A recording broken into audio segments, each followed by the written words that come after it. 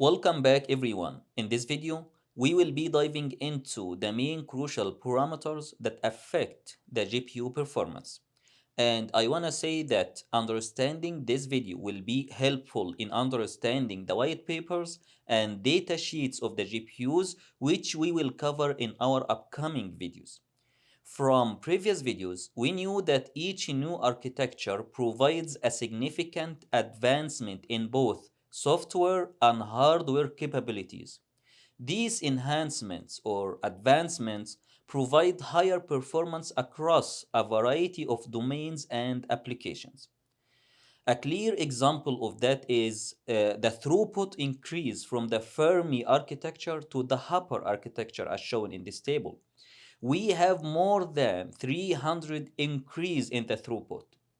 And if you remember the important note mentioned in the previous video about the GPU performance, we said that assessing the performance or evaluating the performance isn't straightforward, and it requires understanding tens of metrics and units, not just the throughput or the speed, right? So the question now is, what are the parameters, units, and metrics that we can use to assess or evaluate the performance of each new architecture compared to its predecessors? For example, when NVidia increases the number of cores in a new architecture, is that enough to increase the architecture performance, or there are another factors? This is the main question. To answer this question, let's look at these parameters and metrics. These parameters and metrics are the most crucial ones to understanding the GPU performance. But again, they are not the overall metrics for evaluating the GPU performance. They are just the main ones. The first parameter that we have in this video is the memory bandwidth. The memory bandwidth refers to how much data the memory can process per second. This can be measured by the number of gigabytes per second. To illustrate the impact of memory bandwidth on the application performance, let me discuss the following scenario. Imagine that we have a GPU with a global memory that offers a limited bandwidth or a small bandwidth. Let's say, for example, this memory can provide a 32 bits per second. Let's assume also that this GPU contains a small number of cores. Let's take, for example, 4 cores. Consider also that each one of these cores requires to read a 32 bits from this memory. Okay, so each core requires to read a 32 bits from this memory. So the total data required is 128 bits. Now we need to ask ourselves, is it possible for this memory to process all 4 requests at 1 second? Unfortunately, the answer is no. With a maximum bandwidth of 32 bits per second, the memory can only process a single request at a time. Let's say 1 request per second, okay? Just to make it easy. Therefore, it will manage the first request or the first 32 bits in the first second. Once that's complete, it will proceed to the next request and so on. This sequential processing means it will take a total of 4 seconds for the memory to respond to all read requests. Okay, let's compare this with another memory that has a higher bandwidth. If we have a memory offering a bandwidth of 128 bits per second, and let's assume that we have the same 4 read requests from the same 4 cores. This higher bandwidth in this memory can deliver 128 bits in a single second, which means that this memory can respond to the 4 requests at 1 second. This markedly reduces the time required for the read and write operations compared to our first example, compared to the first memory. This demonstrates the critical role of memory bandwidth in enhancing the GPU performance. To put it into perspective, consider a bandwidth-intensive application such as video editing or 3D rendering. With a higher memory bandwidth, these applications or these tasks become significantly more efficient, and the higher memory bandwidth helps in reducing lag. Okay? In the realm of gaming, where every millisecond counts, higher memory bandwidth translates to a smoother frame rates and more immersive gameplay. To sum up, I want to say that higher bandwidth allows a GPU to process more data at once, which improves the performance. Okay, now you might wonder why the bandwidth is written here in conjunction with the memory speed and the bus width. Okay, the answer to this question is these values or factors have a direct effect on the memory bandwidth. To illustrate this, let's dive deep into the following example about the bus width effect on the memory bandwidth. The concept of the bus width in the computer architecture can be compared to the number of lanes on a road. If we consider that each piece of data or one bit as a car, then the bus width would be the number of lanes available for these cars to travel on or passing through a checkpoint, for example. Let's consider two different scenarios. Let's say for the first scenario that we have a 2-bit bus width. 2-bit bus width is equal to a road with 2 lanes, okay? So the number of cars that can pass the checkpoint at one time is 2. One time here may be equal to 1 second, 1 microsecond, or even 1 day or 1 minute, okay? So if the speed limit is 1 car per minute or per second, let's say 1 car per second, okay, per lane, then the total number of cars that can pass the checkpoint at the end of the road in 1 second is 2, because we have 2 lanes and each lane has a speed of 1 car per second.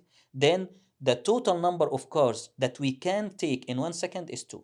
So the bandwidth of this checkpoint is 2 cars per second, okay? The second example, let's assume that we have a 4-bit bus width or a 4 lanes road, okay?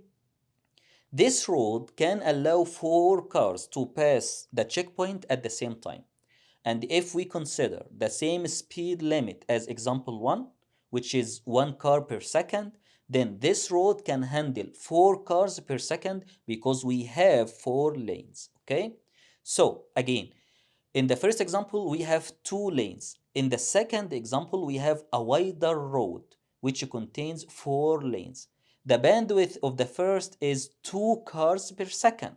The bandwidth of the second is 4 cars per second. To sum up these two examples, we can say that a wider road or a wider bus width results in higher bandwidth. Okay, let's go back to the computer terms and apply the same analogy. Doubling the bus width, let's say from 32 bits to 64 bits, will increase the amount of data that can be transferred at a given time. But this if and only if the memory speed is the same in the two scenarios or the two cases, okay? In the same context, the speed of the memory, which is often referred as memory clock speed, is an essential aspect of the GPU's performance. It is not just how much memory is available, but how fast the memory can operate. Higher memory speeds enable the GPU to access and process data more rapidly, reducing bottlenecks and enhancing the overall efficiency of data-intensive tasks. In the previous example, let's consider that each lane is managed by an officer. The efficiency of this checkpoint is not just dependent on the number of lanes on the road width, right? But also on critically on how fast each officer can complete the inspection of a car. If the officer needs 1 second to inspect the car, 1 minute, or 1 day. So it depends on how fast the officer can inspect or complete the inspection of a car.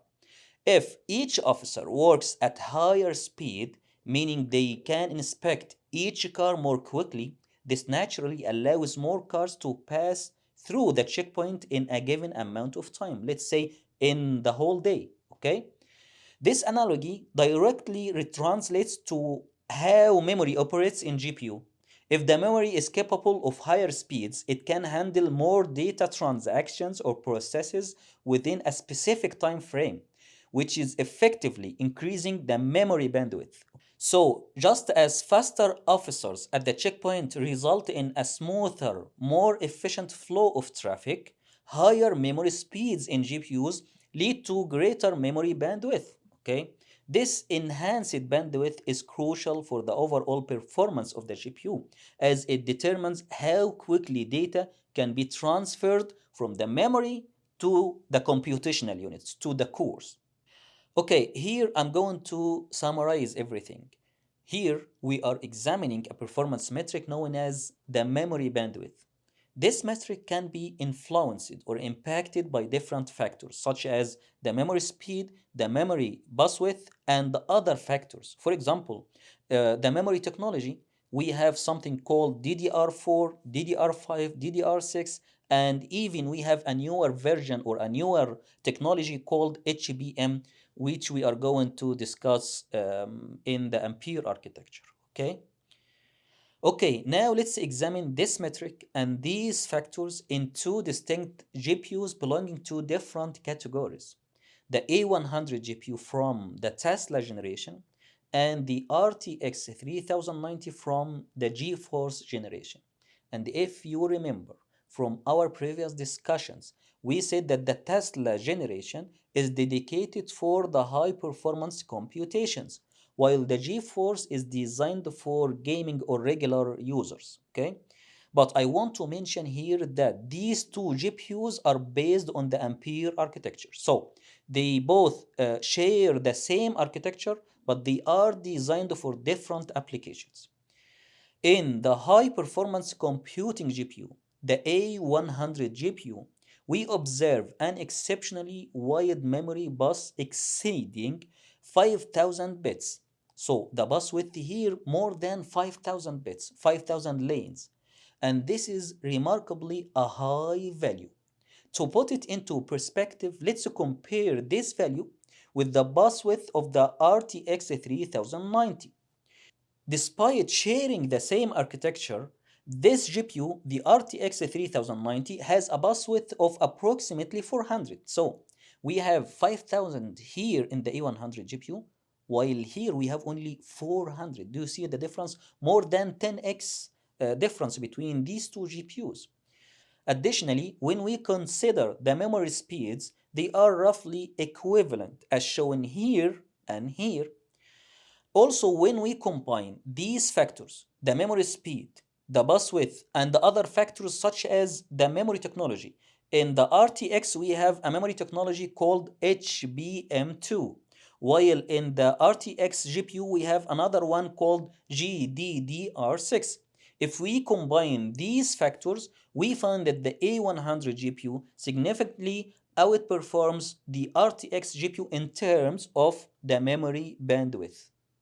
Okay, let's go back to the PowerPoint, and before moving on to the second point, let me ask you, do you think that the number of cores included in a GPU directly influences its performance? Let's take an example. Let's say that we need to compare two GPUs with the first having 100 cores and the second having 200 cores. Can we say that the second one is superior or delivers better performance than the first? This is the question. Stop the video and take a few seconds to think about this question. Okay, let me address this question by illustrating the second parameter, which is the instructions throughput. Throughput in this context means the total number of instructions per second get executed by the entire GPU. This metric is a key measure or a value in evaluating and comparing different GPU models. This metric also is directly related or affected by two factors, the core count and the core speed. To delve deeper into this concept, let's consider the role of cores in a GPU. Cores are the main hardware units responsible for executing the instructions. So, more cores allow more instructions to be executed simultaneously, which results in higher throughput. For practical illustration, imagine the same example. Imagine two different GPUs, one equipped with 100 cores and another with 200 cores. Suppose there is an application which consists of 200 instructions. When this application runs on both GPUs, the first GPU will allocate one instruction per core. So we are covering 100 instructions in the first wave or cycle or step. Let's say cycle. Okay? After completing the first 100 instructions, it will then distribute the remaining 100 instructions among its cores. In this scenario, the GPU executes the instructions in two separate cycles. In the second scenario, in the second GPU, the 200 instructions will be executed in 1 second because we have 200 cores available in which each core receives one instruction. This allows the GPU to complete the entire application in only one cycle, not two. This leads to doubling the performance compared to the first GPU. This example underscores the significant impact of core count on the GPU's throughput. A higher number of cores translates to increased parallel processing capabilities, enabling faster and more efficient execution of tasks, especially in the applications where tasks can be effectively parallelized. Okay? But this is not the absolute truth. In some cases, you might see the first GPU here outperforming the second GPU, even if it has a fewer number of cores. Let's revisit our example.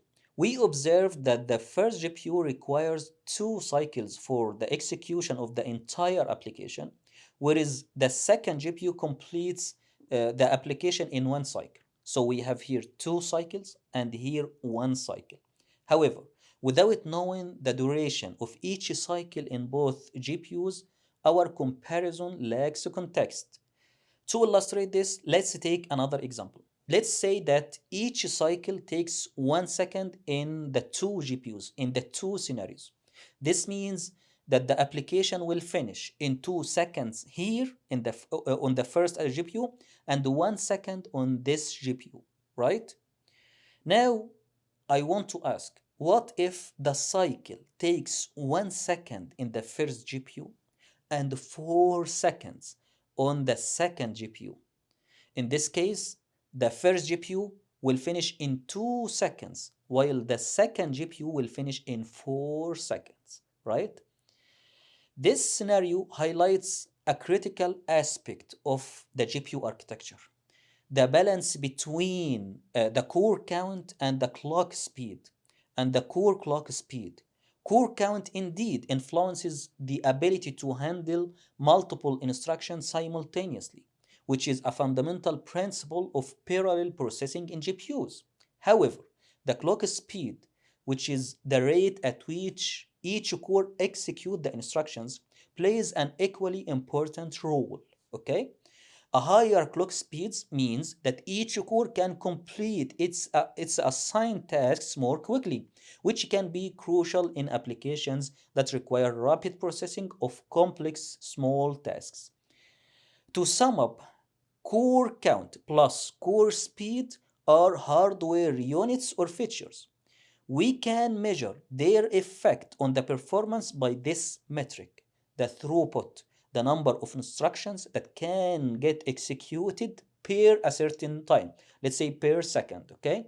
Hence, when reviewing the white papers or the data sheets, we can simply focus on the throughput metric and bypass the necessity to delve into the core count. They are important, but we can bypass them if we take only the throughput, okay? We do not need to look deeper into the core count and the clock speeds. However, the clock speed is always important for the energy consumption, okay? Now, let's explore another critical question. And again, I need you to pause the video and think about this question because it is very important. Imagine that we have two GPUs in which the first GPU contains a greater number of cores, a higher core count, And also, it contains core that can operate at higher speed compared to the second GPU. So we have higher number of cores, higher speeds in the first compared to the second GPU. Does this automatically make the first GPU the superior choice? Outperforms the second GPU? According to our discussion, you might initially think so. Given our previous discussion, you say, oh, we have much more cores, we have higher number of cores, and we have the higher speeds. What else do we need? However, there is another key aspect to consider: the energy consumption. Higher speeds with higher core count result in increased energy consumption. If a company prioritizes the energy efficiency, which often related to the cost savings, they might opt for the second GPU despite its lower specifications. This scenario presents a trade-off. If you want a higher computational power and speed, you will need to account for the higher energy costs and vice versa. So, if I ever ask you or give you a question, which GPU is superior, your response should be a question in return. In what context? Are you considering energy efficiency or computational power? Okay, the final parameter to consider in evaluating the GPU performance is the introduction of a new features or hardware units in the new architecture. When evaluating a new architecture, it is crucial to determine if any novel components or units have been added. Sometimes a new unit can significantly enhance the GPU computation capabilities. Take, for example, the addition of the tensor cores in NVIDIA GPUs with the Volta architecture, which is introduced in 2017. Consider this figure illustrating the performance leap, the performance increase. There is an approximate 8x increase in performance from Pascal to Volta for the same application. So, I need you to imagine a complex artificial intelligence application that typically consumes 8 days of computational resources. Here in Volta, with the Volta's tensor cores, the same task could potentially be completed in just 1 day. So instead of 8 days, the Volta can complete this task in just 1 day. This example underscores the revolutionary impact of tensor cores as a hardware unit in the realm of GPU computing. By the way, in this course, we have a separate section for the tensor cores and how to make use of it. Okay? At the end of this video, I want to look at a table that exists on all NVIDIA's white papers and data sheets. In this table, you will notice numerous features and metrics listed.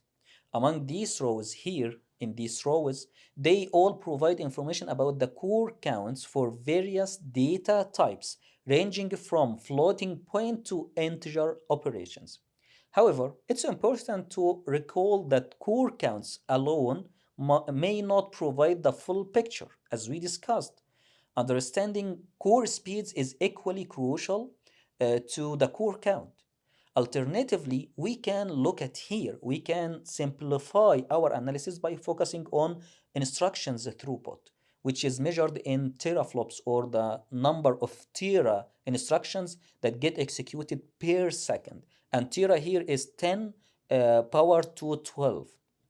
Okay, that's enough for today, and in the upcoming videos and building upon today's discussion, I'll delve into the specifications of the latest GPU architectures based on information from the white papers and datasheets.